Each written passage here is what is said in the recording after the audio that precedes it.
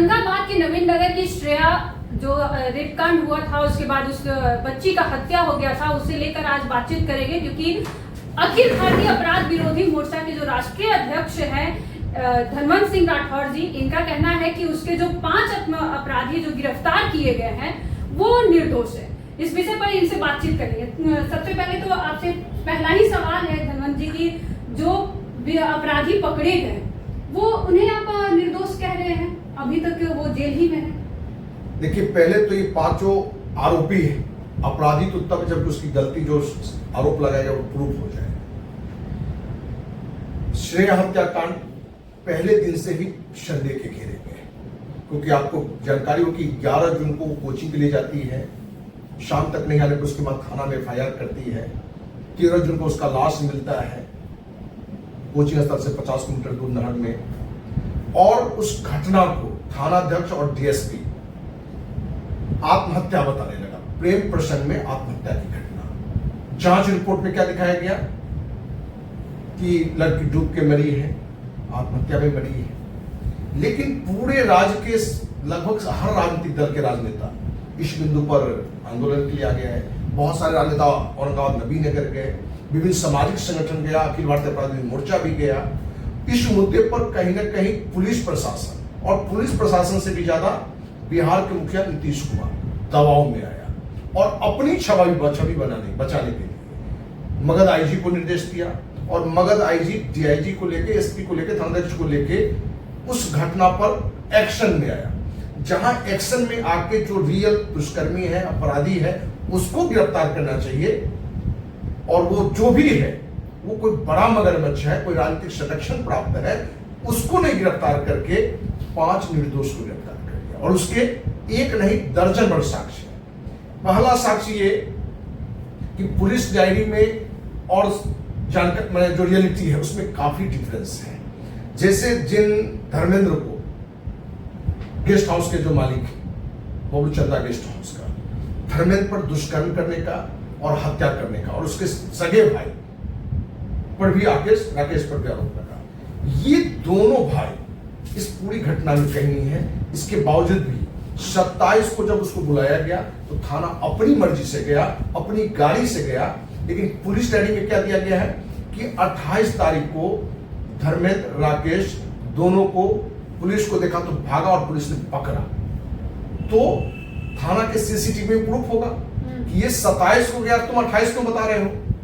और 27 के रात में क्या किया गया कि दोनों भाई को बेरहमी से उल्टा टांग कर पीटा गया, मिर्च मुंह में लाल मिर्च दिया गया, और उसको कहा गया कि तुमको जो हम कहते हैं वो बोलो, तभी तुम्हें हम बख्शेंगे। जानकर आपको आश्चर्य होगा कि सबके बावजूद भी जो उसने लिख के जो साइन करने के लिए किया तो साइन नहीं किया, क्योंकि वो था ही नहीं।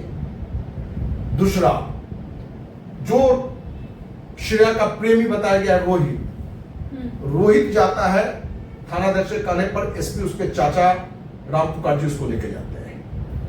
और वहां भी पुलिस क्या बताती है, जो वहां के सीसीटीवी में होगा, कि श्रेया का बॉयफ्रेंड रोहित, श्रेया की सहेली श्रुति और श्रुति की मां पुलिस को देखा और भागा, फिर पुलिस पकड़ा।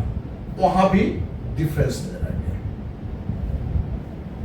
तो ये सारी घटनाएं, आज साइंस इतना डेवलप है कि पुलिस ने आरोप लगाया कि श्रेया को लेकर रोहित बबलू चंदा गेस्ट हाउस में गया, वहां वो दुष्कर्म करते हुए उसको धर्मेंद्र जो है सो स्लाइड घसका की खिड़की से देखा, जो गेस्ट हाउस का मालिक है। तो पहली बात, उसके सारे स्लाइड खुलते ही नहीं, स्लाइड जो बंद होता है बाहर से आप नहीं खोल सकते हैं।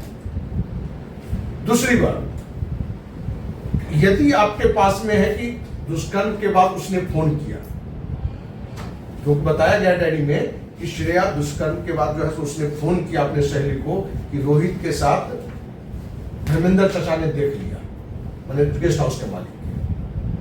तो भैया जहां से फोन किया तो फोन की में होगा, रिकॉर्डिंग होगा, किस एरिया से क्या वो होगा। पुलिस के पास ऐसा कुछ नहीं है, क्योंकि श्रेया गेस्ट हाउस गया ही नहीं, रोहित गेस्ट हाउस गया ही नहीं गई। जिस दिन की घटना है, रोहित सुबह में ही अपने बाबा के साथ गांव चला गया था, जो उसके पास प्रूफ है। उस दिन, जिस दिन की घटना है, उस दिन भी लोग मोबाइल पर वीडियो कॉलिंग करके उसको देखा था। अच्छा, आप जो कह रहे हैं कि साक्ष्य है, तो साक्ष्य रहते हुए फिर प्रशासन कैसे किसी को बंद कर सकती है? यही तो कहानी है कि जहां अगर प्रूफ है तो वो पांचों अपराधियों को प्रूफ है। देना चाहिए, निर्दोष है तो। यही था कि पुलिस प्रशासन और कानून के प्रति आप जबड़ा में फंसे हुए हैं। जब सरकार ही आपके विरोध में है, प्रशासन विरोध में है, तो आपका निकलना मुश्किल है, कानूनन आपको निकलना पड़ेगा। अच्छा, आपके अनुसार वो उसके जो दोषी हैं, क्या आप बता सकते हैं दर्शकों को कि वो दोषी कौन है? हमने तो बता दिया कि वो जो दोषी वो मगरमच्छ है, बड़ा मगरमच्छ है, जिसको राजनीतिक संरक्षण प्राप्त है, नीतीश का संरक्षण प्राप्त है, क्योंकि ऐसा व्यक्ति है कि जिसको बचाने के लिए 5 निर्दोष को अंदर कर दिया गया। जिस लड़की को बारे में बताया कि फोन किया गया, वो लड़की और उसकी माँ, मैंने उसकी माँ मैके में थी, मैंने लड़की भी ननिहाल में थी। सिर्फ यहाँ एक फिल्मी कहानी बनाया गया कि श्रेया की सहेली श्रुति, जिसकी माँ एक ब्यूटी पार्लर चला रही है।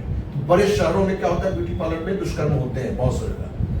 बगल में गेस्ट हाउस है तो होटल में भी दुष्कर्म होते हैं। तो सिर्फ इसको कहानी बनाकर इस तरह की घटना को अंजाम दिया गया। आपको भी मालूम होना चाहिए और सभी देशवासियों को मालूम होना चाहिए, जो छोटे शहर होते हैं, मोहल्ला होता है, उसमें कोई अपने सहेली के ब्यूटी पार्लर में या सहेली के बगल में जो जिनको लोग जानता है, उसमें अपने बॉयफ्रेंड को लेके कोई गलत काम के लिए नहीं जा सकता है। लेकिन पुलिस प्रशासन का है, अंधा कानून है, सिर्फ मगरमच्छ को बचाने के लिए, बड़े अपराधी को बचाने के लिए 5 निर्दोष को अंदर किया गया है। तो सारे साक्ष्य पुलिस प्रशासन के खिलाफ है। और इसमें जहां महिला एसपी और महिला डीएसपी, तो उन दोनों को भी कहना चाहिए कि आप दोनों भी महिला के नाम पर कलंक हैं, क्योंकि जिनको आपने अपराधी बनाया है उनकी भी पत्नी है, उनकी भी बेटी 3 छोटी है, और आप जो इस घटना में कहीं से संलिप्त ही नहीं है, कहीं से नहीं है। जैसे बबलू चंदा गेस्ट हाउस का मालिक जो धर्मेंद्र राकेश सहोदर भाई है, वो कहीं से इन लोगों को जानता भी नहीं है, और इसके बावजूद भी उस पर दुष्कर्मी का भी और हत्यारा का आरोप लगा हुआ है।